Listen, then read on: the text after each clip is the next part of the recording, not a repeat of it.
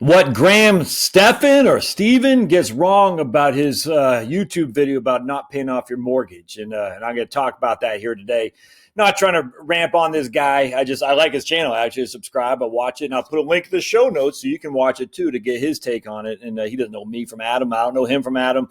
I just came across his video, and I said, man, he's leaving a lot to be desired in this one area. Now, look, this is not to convince you to pay off your mortgage. I'm not trying to do that. I'm just saying there's two sides of this, and I think both sides need to be addressed. And so anyway, as always, if you like what you see here at Heritage Wealth Planning, go ahead and subscribe down below. Comments, thumbs up, the whole thing. I actually like Graham's channel. A lot of guys are bagging on him because he's so young, and I don't get that. And actually, he leaves some comments on there that I would take off. I mean, you start talking. I had a guy on my thing said, and he was coming from the left about race mixing. Nah, that stuff's gone. I'm not doing any of that crap. And Graham had a lot of just derogatory comments, inflammatory. I'm not leaving. I mean, I don't need anything to do with that. It's silly. But he leaves them on there, and a lot of people are disparaging him. Why would I listen to a millennial tell me that? And I say, man, I think the guy has valid points. I'll just take an issue where I find it. And to be perfectly honest with you, he's probably right in the long run relative to his thinking here. Probably he will be. The question I have is, what if he's wrong? And now, what if I'm wrong? The same thing. Now, that's where it comes in. What if he's wrong and what if I'm wrong? If I'm wrong, you have a mortgage paid off, all right? That's you have equity in your home and you don't have a debt to the bank. If he's wrong, you still have a mortgage and your market exposure got killed. That's the risk reward. If he's wrong, that's a big wrong. If I'm wrong, the only thing that matters is you didn't make any money on the upside, but you still have a mortgage. You don't have any liquidity essentially, but you still have a mortgage that's paid off. And I'd rather be wrong on my end than wrong on his end for sure. A lot more risk to his stuff, which he rightly says. I mean, he talks about it. So anyway, I want to jump into this because I think it's a huge issue when it comes to paying off your mortgage. It's not just Graham. All these people. In fact, if you look at my man, and this is, I better not spill this. Hold on just a second. If you look at my man, Nassim Nicholas Taleb, this is his most recent book, Skin of the Game. But he has a book, The Black Swan, other books. I'll put links in the show notes if you want to buy it through my link. I get paid, so support the old Josh. Anyway, he talks about, the Black Swan. Everyone's familiar. I think I got them all on Kindle, actually, which I don't like having those kind of books on Kindle. But long story short, just because the U.S. markets did X last century, it means nothing. It really does not mean anything. I mean, that's just a fact. You forget we start off as an emerging market, essentially. We were the last man standing when it came to after World War II. We were the only game in town. The Russians, the Chinese are all commie, killing their citizens left and right. There was no Eastern Europe at that point. Europe in of itself, Dresden and from all London, I mean, all these places were just dying on the vine. And women, if you look at, there's a book I was just reading about 2 months ago about women who are selling themselves to soldiers, to either the commies or the Americans in front of their kids to get enough money to buy bread. Horrible stuff. We were the only game in town. No other way around that. And so the idea that will you can extrapolate that to future U.S. markets, I just find frightening. I mean, it doesn't mean it's not going to happen. I bet on America. I think it could, and I'm more positive than negative, but let's not take that last century and say this is what we should expect in the future. And Graham doesn't do that. I mean, I get that. He's not doing that specifically. Like, oh, we got this, you can get that. No, he actually uses, I think he's using a 7.5% rate of return on the S&P 500 net of inflation. Now, that's the drawback. He's saying at the end of the day, S&P 500 return 10.5 historically, take out 3% inflation, we're going to give you 7.5. You shouldn't do that. You should start with 7.5 and take out inflation and give you 4.5. That's the number one issue I have right there. Using previous year's returns to extrapolate that's going to be in the future and saying, look, I'm getting 7.5 net of inflation. That's what I'm getting because that's what we got in the past. Relative to I'm getting 3% on my mortgage. So the idea is I'm basically getting 7.5 on this side, but I'm only paying 3% on that side. That's a fallacy. You can't fall for that. I mean, it's just as bad planning. Does that mean it won't happen? No. Does that mean it could happen? Sure. Will it happen? We don't know. But you can't use that. You can't make that distinction and say this happened in the past, thus it will happen in the future. And people do that all the time. They run these spreadsheets and they get all the different iterations of different numbers. And it's all based on the premise of what happened in the past. And that's what Taleb talks about. He goes, look, what happened in the past doesn't mean anything. It just doesn't. Could it be, was it luck? I mean, there's always going to be one guy who's ahead of the table. There's always going to be one guy who dates a cheerleader. There's always going to be one guy who makes $1 million. Always going to be luck. Was that happenstance? Luck, or was it just because of this guy's skill and looks or whatever? I mean, there's always going to be one guy. And so there's always going to be one America that did like we did last century, but you can't say that's going to happen in the future. And when you're putting your retirement savings at stake via carrying a mortgage into this future that's completely unknown, you can't take that. I mean, just look at the Chinese market. It didn't exist. You can even look at Japan. I mean, my goodness, Japan was just stagflation like you would believe. They didn't do anything. I mean, my goodness, they had, or deflation. I can't remember. Anyway, Japan didn't do anything. That's why they had to go to negative interest rate policy. Europe, negative interest rate policy. All these things are unforeseen, all these things. And if I got a mortgage, I know what is not unforeseen is paying the sucker off. That's number one. All right. So that's the first and foremost. We're looking at historical numbers and we're extrapolating that as if that's going to happen in the future. You just simply can't make that. You can't. I mean, again, you can hope for that. You can prepare for that and expect for that. But you can't use that number in a spreadsheet and say this is what will happen because it happened in the past. You just don't. You can't. So number two is we're using higher numbers than we should. I mean, frankly, we know that Siegel, Schiller, Bogle, rest his soul, all saying over the next 10 years about 7.5 on stocks. I mean, that's what we're saying. Now, could they be wrong? Sure. Then you have to say, well, how are they going to be wrong? Stock returns are based on two things and two things. You can add a third one if you follow Meb Faber, what I actually like. But earnings growth year over year plus dividends. And Meb would say we can add stock buybacks because the dividend rates are low. And the reason they're low is because more companies are using their earnings to buy back shares as opposed to paying a dividend. So I agree with that. So you got earnings growth year over year, dividends, and stock buybacks. So we'll just say earnings growth year over year is 5, dividends are 2, stock buybacks are about 1%. That's an 8% gross rate of return, my friends. That's gross. That's before inflation. So you get 8%, subtract 3 from inflation, and you're looking at what? You're looking at a 5% rate of return before taxes. That's just inflation. All right, so now what we'll say is you're looking at a 5% rate of return, but my mortgage is still costing me 3. Probably 4. We'll just say 4. Our mortgage is costing 4. And that mortgage is dropping in value each and every year. That is true because inflation is still eating away at the interest that you're paying like inflation does on any bond. I mean, a mortgage is a bond. That is a fact. So if you have a bond that's paying 3, that's paying 4, is paying 4 minus 3% inflation the next year, 4 minus 3%, and 3% the following 2 years. That's how bond works. Every single year is being reduced in purchasing power by the level of inflation, which is why fixed income's doomsday scenario in an inflating society, which is what we're living in for sure, and will continue to be. Why bonds are doomsday, simply because they're not keeping up with inflation inherently. So your 4% is going to be 3.97, could be 3.93, and so on and so on. That's a fact. So it's on a bond or on your mortgage is actually hurting you less each and every year because in theory, the cost of your living is increasing, i.e. your salary or income, and your mortgage stays flat. On top of that, the inflation is increasing the value of your home where the debt on that stays flat. And that's one of the things I completely agree with on any of these guys who talk about not paying off a mortgage. The facts are, if you bought a mortgage in 1989, you're still paying $600 a month on that mortgage from 1989 that you are today. It's almost paid off, and yet your house is worth a heck of a lot more. So your mortgage is here, and your home value is going like this, and like this, and like this, all just due to inflation. Nothing else. I mean, that's what it is. It's all due to inflation, not because you're in a great neighborhood or super smart. Just inflation is making your property grow, and yet your fixed income is staying fixed. In this case, your fixed expense is staying fixed. In this case, your bond is staying fixed. The exact same thing happens on mortgage loans and bonds. And so what Guy was talking about on Graham's page, and I like this quite a bit, you should look at paying off your mortgage as a way to essentially is reducing your exposure to bonds. And I completely agree with that. If you've got a mortgage and you have bonds in your portfolio, you're doing it wrong. It's just no other way around that. Don't pay off your mortgage and have bonds. That doesn't make any sense. You pay off your mortgage and reduce your exposure to bonds. bonds. That 100. That's because a bond is a mortgage. A mortgage is a bond. Those two things are synonymous for sure. And don't tell me I got high yield bonds. High yield bonds are quasi stocks in terms of volatility. So no, we're not going there. So you don't keep bonds if you have a mortgage. That doesn't make any sense. If you have a mortgage, you pay that sucker off before you even go to bonds.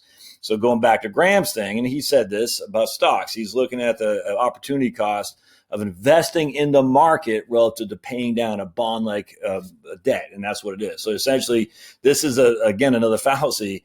It's stocks versus bonds. Mortgage is a bond. It's just you're paying it. You're not receiving it. You borrowed a certain amount of money. You're paying it monthly. That's how it works. So my stocks will always beat my bonds, essentially is what the guys like Graham would say. And that could be true. It might not be true. We don't know. But on top of having a bond, you also have this thing called a home, which is appreciating as well. And so that would say, hey, not only is my home appreciating and I'm paying it down, but I'm not getting bond-like returns. I'm getting inflation-like returns on the price appreciation of my home while I'm paying that debt down at the same time as a winner.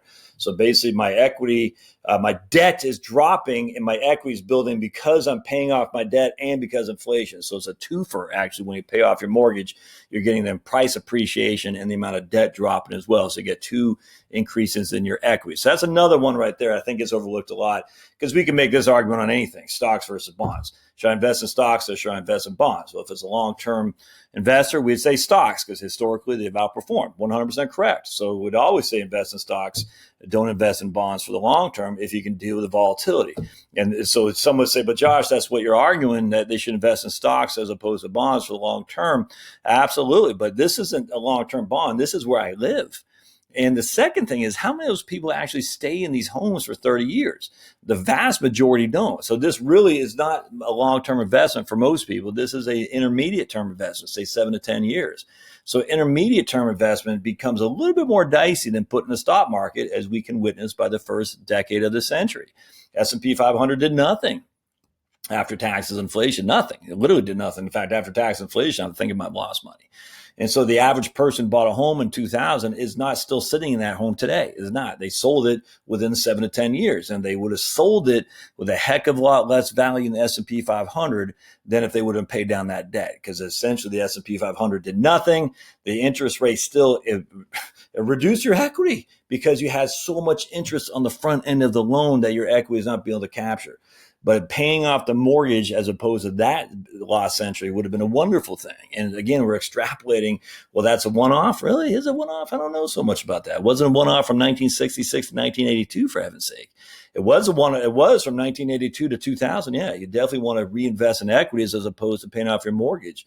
But then you start those years in the beginning of 1982, the interest rates on your mortgage were 12, 13%.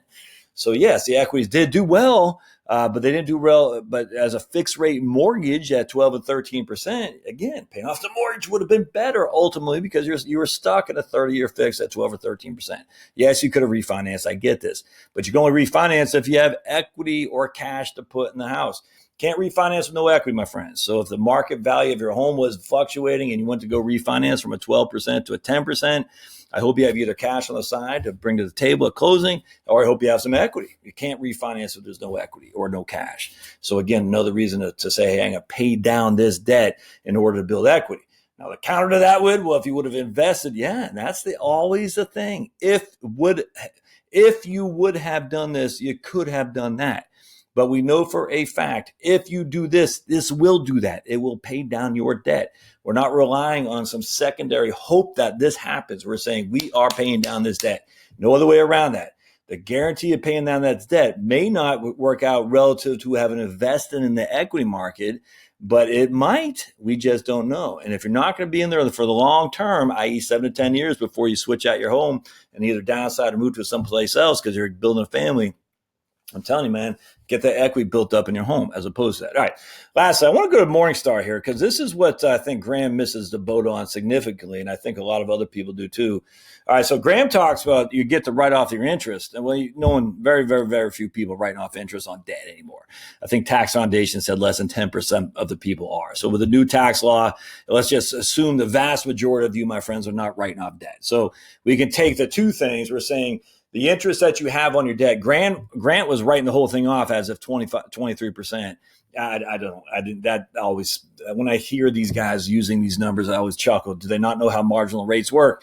So anyway, let's just say he was saying he had $100,000 in interest, and you're going to write off $23,000 of that. No, you're not. You literally are not. You weren't even back then, but you're not anyway here because you're not itemizing anymore. The vast majority of people in this case is using a $400,000 loan. They're not itemizing debt to begin with, so they're not writing off the mortgage. So there is no mortgage deduction first and foremost. But what he doesn't talk about actually is the taxes that are due on the equivalent stock investment. The S&P 500 is what we talk about. And again, this drives me up the wall too, because everyone does this. I'm on a Facebook chat room right now. A guy's in my business. He says, "Oh, I'm getting, blah, blah, blah." I say, "No, you're not. You're not getting that. You're getting a 1099 each and every year from the S&P 500 that you're using to instead of paying off your debt. That's a fact. And I'm getting to write off my mortgage interest." Well, you might be. The vast majority of us are not. So, A, you're probably really not writing off the mortgage interest, and B, you're getting a 1099 each and every year. So you can't use the stock market as a proxy here to say the S&P 500 at a 10.5% rate of return historically, subtract out 3% of inflation. I'm getting 7.5%, but my interest has only cost me 3.25 because I get to write off. No, it's the exact opposite. My interest is costing me 4, and I'm not getting 7.5, and I'll show you why. So here's we'll go to Morningstar.com. We'll go to tax here, and I'll share with you what I'm talking about because this gets overlooked all the time. As I drink my Costco Spindthrift sparkling water, real squeeze fruit. It's pretty good. Not much of a flavor, but definitely has that grapefruit kick. I like it. And for a guy who doesn't drink, what's the word I'm looking for? You like to get that little kick for sure. All right, a teetotaler. That kick tastes good, even though it doesn't have any alcohol, which I don't need. All right, so let's look at what we got. Morningstar. As you can see here, since inception, we got 10.7% is a year is a performance. I think it's going back to 1973 when this is the Vanguard S&P 500. So we got 10.72, but net of taxes is 9.26. All right, so this is what Graham would be using, 10.5, but net of taxes is 9.26, but it's even going to get worse than that. So for 15 years, we got 7.64, and we got net of taxes 7.18. I don't think you can actually use that because in 10 of those years, we had lots of losses. So the taxes are going to be more attuned to this long term because that previous decade, at the beginning of the century, was pretty significant from a tax loss perspective, which eliminated a lot of taxes due. But either way, you're still losing 50 basis points, and 50 basis points on 7.64%, 0.50 divided by 7.64. I mean, that's you're losing 6.5% each and every year of your rate of return. So if your return is 7 points, well, I mean, there it is. So if you had a 10% rate of return, your return is 9.35 as opposed to 10, because you're losing, in this case, going back 15 years, you're losing 65 basis points. Over the course of inception, you're losing 1.5%. I mean, so you're looking 1.5 divided by 10.72. Here you're losing 13.99% of your total return on the markets. So that's just from taxes. So again, if your return is 10%, you're losing 14% of that. You're only getting whatever that is, 8.6. So that's a big deal. Now, if going back to what Graham was saying, we're going to get 10.5. Well, we're actually not getting 10.5 because we're losing 14%. So we minus 14%, and we're only getting 10.5 minus 14%. We're only netting 9.03 at that stage. And again, if you think you're getting 10.5 going forward, I got some oceanfront property in Arizona to sell you, my friends. Now, again, that might be true.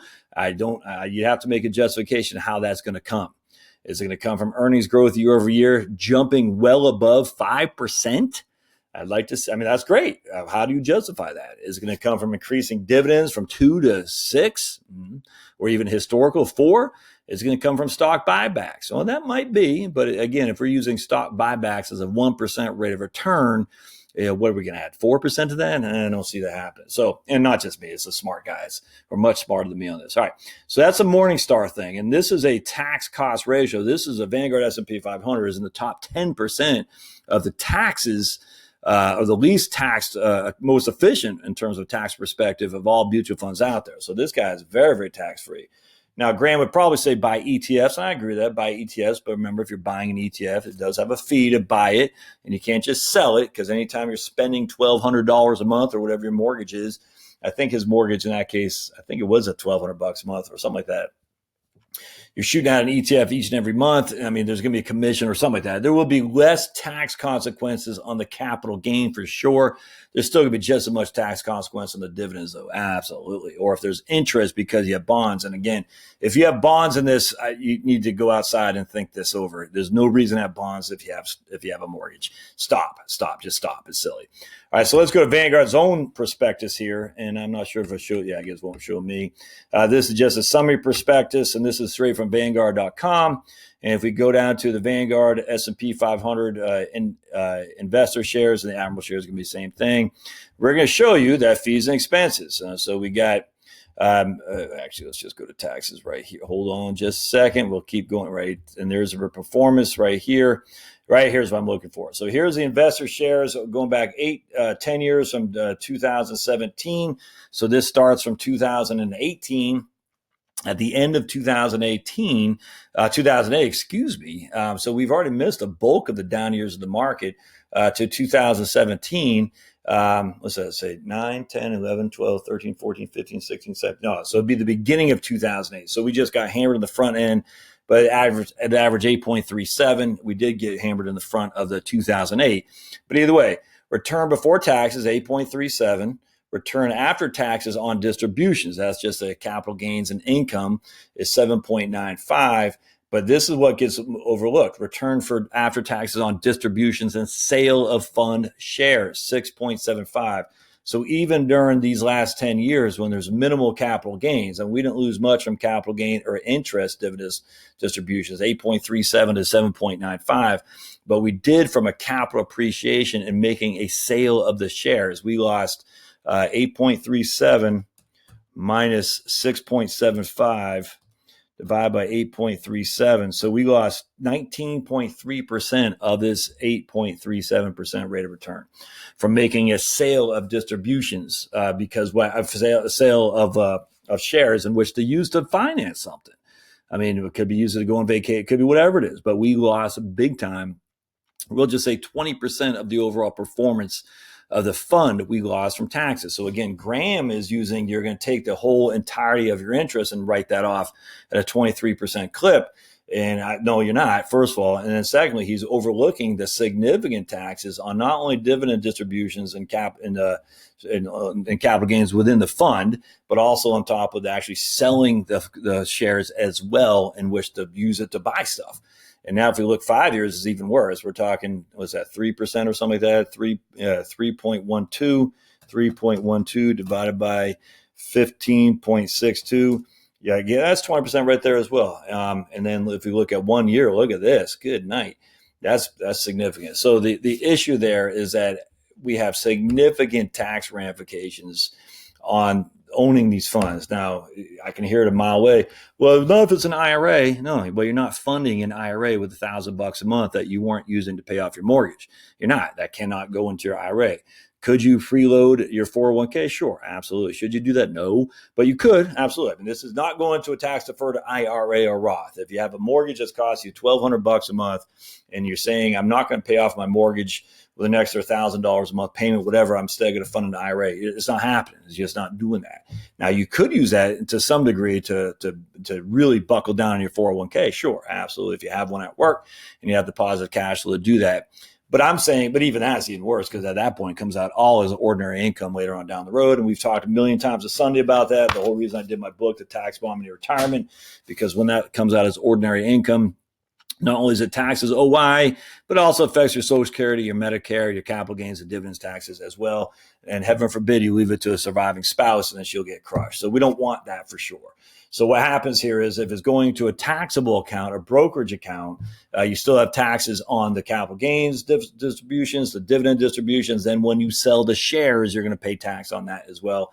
And you are not getting a tax deduction on the mortgage interest that you're getting. You're just not, because the standard deductions are so much higher than anyone out there for the most part is going to be able to take. And so most people are going to, there's going to be itemized. So in this case, we're taking the standard deduction and we're paying tax on the amount of money that we were thinking about using to pay down our mortgage. So I hope this helps. This is a big issue when it comes to paying off your mortgage. If you are just using a spreadsheets, you could be right and you could be wrong. And how do we know you could be wrong? I don't have my book on LTCM there. Hold on just a second. No, it's down here someplace. Long-term capital management, they do spreadsheets better than any of you guys do or me combined. And they were wrong. And that's the issue. At the end of the day, when I'm wrong, what happens? I have a house paid off and I don't have as much liquidity. If these other guys are wrong, what happens? You still have a mortgage and you don't have any liquidity. I'll take my bet any day of the week. So hope this helps. As always, watch this guy's video. It'll give you some interesting stuff. And I'm not saying, that guy's stupid. No, like that. I mean, just disagreement. That's fine. But I'll put a link in the show notes. And if you have questions, thoughts, concerns, let me know. Thumbs up. And don't forget to subscribe and comment down below. And as always, if these videos help you and you find value out of them, on my website, Heritage Wealth Planning, I got a donate button. If you got $25 of value out of this, send $25 my way. Got $5 of value out of it, send $5 my way. If you want to contribute on a monthly basis, $5, by all means, I'll be happy to separate you from your cash. But that's if you find value. If you don't find value of it, no big deal. I don't care. It's up to you to decide if my content is worth your fee to send in terms of donation. If not, I'm fine with that. Or if it is, but you're just not willing to vote, that's fine too. You watching these videos actually pays me from YouTube subscribers, so from YouTube advertisers. So I appreciate you being here. But if you do find value and you want to contribute to the old Josh Fund, I'll be happy to take that money as well. So don't forget to subscribe, and we'll see you next time. Thanks, guys.